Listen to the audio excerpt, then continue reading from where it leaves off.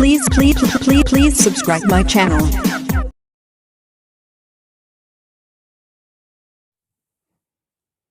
नमस्कार प्रिय विद्यार्थियों, आज हम कक्षा 9th के पाठ चैप्टर नंबर 8 का एक भाग है जीवों में विभिन्न प्रकार का पोषण, उसके बारे में पढ़ेंगे। सबसे पहले है मृतोपजीवी पोषण या प्राणी। इसमें जैसे उदाहरण के लिए यहाँ पर मशरूम दिया हुआ है और चित्र में आपको ये पादप दिखाई दे रहे हैं। ये वे पादप हैं जो मरे हुए या सड़े गले कार्बनिक पदार्थों से अपना भोजन प्राप्त करते हैं। यहाँ पर कुछ सड़ी गली पेड़ पौधों की पत्तियां, गोबर, मलमूत्र आदि हैं, तो उनके ऊपर ये पादप उग रहे हैं। इन्हीं से अपना ये भोजन प्राप्त करते हैं, इसलिए इनको बोलते हैं मृतोपजीवी। इसमें बहुत सारी जातियां होती है और ये कवक प्रकार के होते हैं और इनके अंदर अपना स्वयं का भोजन बनाने के लिए हरित लवक नहीं पाया जाता है, इसलिए अपना भोजन दूसरों से प्राप्त करते हैं और इनको हम भोजन के रूप में भी काम में लेते हैं। तो ये एक प्रकार का पोषण था। इसके बाद हम बात करते हैं अपन सहजीवी प्राणी, सिम्बायोसिस। ये कुछ संरचना आपको दिखाई दे रही है। इसके अंदर एक तो शैवाल है और एक कवक है, यानी कुछ जीवों की जातियां हैं वो एक दूसरे के साथ में साझा कर लेती है और साझा करके साथ साथ जीवन यापन करते हैं और इस सहजीवी संबंध में उन दोनों को ही एक दूसरे को फायदा होता है, लाभ होता है, नुकसान किसी को नहीं होता है। अब यहाँ पर हम लाइकेन की बात करें तो लाइकेन एक शैवाल और कवक दोनों का सहजीवी संबंध है। इसमें दोनों को क्या फायदा है, तो बात करें अपन शैवाल की, तो शैवाल में हरित लवक होने के कारण वो अपना भोजन स्वयं बना लेता है, जबकि कवक में अपना हरित लवक नहीं होता है, इसलिए वो अपना भोजन नहीं बना सकता। तो कवक है वो शैवाल के ऊपर निर्भर रहता है और शैवाल है वो कवक के ऊपर स्थान के लिए निर्भर हैं और कवक शैवाल के ऊपर भोजन के लिए निर्भर हैं। इस प्रकार से उन दोनों को ही एक दूसरे से लाभ पहुंचता है, जिससे ये हम सहजीवी प्राणी के नाम से जानते हैं। और भी कई जातियां इसमें इसका उदाहरण है, जैसे यहाँ पर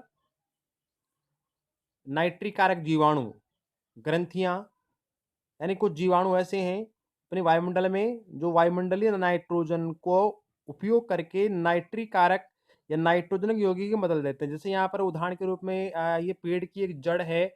अब ये जड़ें जिस पादप की है वो पादप एक तो दलहनी फसल का होगा या फिर फलीदार पादप का या की होगी। तो उन फलीदार या दलहनी पादपों की जड़ों में गांठें पाई जाती है। जो गांठें आपको यहाँ पर दिखाई दे रही है, इन गांठों के अंदर ये नाइट्रोजन या नाइट्रिकारी जीवाणु पाए जाते हैं।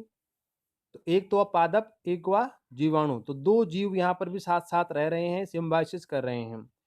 तो इसमें पादप को क्या लाभ है, तो ये जो जीवाणु इसमें पाए जाते हैं ये वायुमंडलीय नाइट्रोजन का उपयोग करके नाइट्रोजन के यौगिक बनाते हैं, जिससे इस पादप की जो नाइट्रोजन की आवश्यकता है वो पूरी होती है। जैसे हम अपने खेत में फसल के अंदर नाइट्रोजन की पूर्ति के लिए यूरिया का उपयोग करते हैं, ठीक वैसे ही यूरिया का काम यहाँ पर ये जीवाणु करते हैं। तो ये बहुत महत्वपूर्ण जीवाणु है। ये जीवाणु कई प्रकार की होते हैं, कई प्रकार की इनकी जातियां होती है। जैसे हम बात करें खिजड़ी, तो खिजड़ी की जड़ों में भी नाइट्रोजन कारी जीवाणु जैसे कि एजेटोबैक्टर नाम का एक जीवाणु पाया जाता है, तो वो उसमें रहता है। तो उत्पादन की दृष्टि से अगर हम देखें तो पोषक तत्वों की पूर्ति करने के लिए किसान को अपने फसल चक्र के अंदर दलहनी फसल या फलीदार फसल अपने खेत में अवश्य बोनी चाहिए, ताकि नाइट्रोजन की कमी उस फसल में नहीं हो। इसके बाद में हम बात करते हैं एक महत्वपूर्ण पादप जिसके बारे में कंपटीशन में काफ़ी आता है। चित्र में आपको ये घटनुमा संरचना दिखाई दे रही है, इसको हम बोलते हैं घट पादप। घट यानी घड़ा और पादप यानी पादप जानते हैं अपन। तो वह पादप जिसकी पत्ते की संरचना एक घट के समान हो जाए, घड़े के समान हो जाए, उसको घटपर्णी पादप कहते हैं। अब ये घट बनता किससे है, तो पत्ते की जो आखिरी संरचना होती है उस संरचना का एक भाग घट के रूप में बदल जाता है और इस घट के अंदर कुछ रोम होते हैं जो अंदर की ओर जाते हैं। जब कोई कीट यहाँ पर इसमें अंदर प्रवेश कर जाता है तो वो कीट बाहर नहीं निकल पाता और अंदर फंस जाता है और फंसने के बाद में उसकी मृत्यु हो जाती है। मृत्यु होने पर उस घट नामक संरचना से उस कीट के शरीर के अंदर के रस को अवशोषित कर लिया जाता है या फिर चूस लिया जाता है और बाकी बचे हुए अपशिष्ट को नीचे वाले भाग से, ये जो नीचे वाला भाग होता है, यहाँ से उसको बाहर निकाल दिया जाता है और उस कीटों से जो पोषण उसको मिलता है, उससे ये पादप अपने शरीर की पूर्ति करते हैं। प्रश्न बनता है कि क्या ये पादप सूर्य के प्रकाश में अपना भोजन नहीं बनाते? तो बनाते हैं।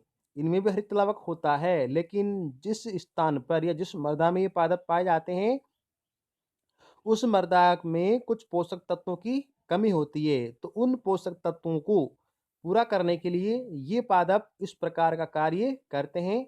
इन पादपों को हम मांसाहारी पादप के नाम से भी जानते हैं। महत्वपूर्ण पादप है। इसके बाद में हम बात करें, ये हैं परजीवी। परजीवी के रूप में यहाँ पर फीताकृमि है। ये फीताकृमि फीते के आकार का होता है। फीता आपने देखा होगा, तो उसके आकार का एक परजीवी है अंतःपरजीवी। अंत से तात्पर्य शरीर के अंदर रहता है। जैसे हम मनुष्य की बात करें तो मनुष्य की आंतों के अंदर भी कई प्रकार के कृमि पाए जाते हैं। वैसे कई जानवरों के शरीर में भी ये कृमि पाए जाते हैं जो सहजीवी के रूप में निवास करते हैं और कुछ के अंदर ये रोग भी उत्पन्न कर सकते हैं। तो अंतःपरजीवी के रूप में ये जीव रहते हैं। इसके बाद में हम बात करें बाह्य परजीवी, इसको अपन जूं के नाम से जानते हैं। तो ये जूं जंतुओं के शरीर पर या हमारे शरीर में भी कभी-कभी आपको देखने को मिली होगी। तो ये जूं शरीर के बाहर रह करके हमारे खून को चूसती है, या बाहर से हमारे शरीर से पोषण करती है।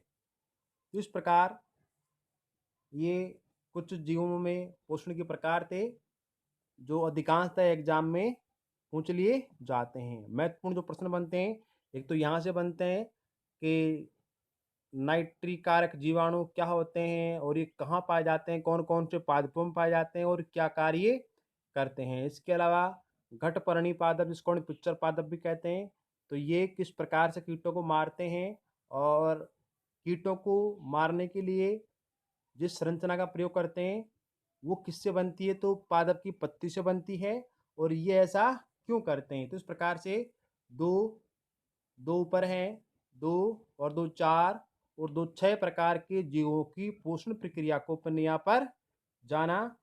आगे के लिए अपन कुछ और अध्ययन करेंगे। आज के लिए इतना ही। धन्यवाद।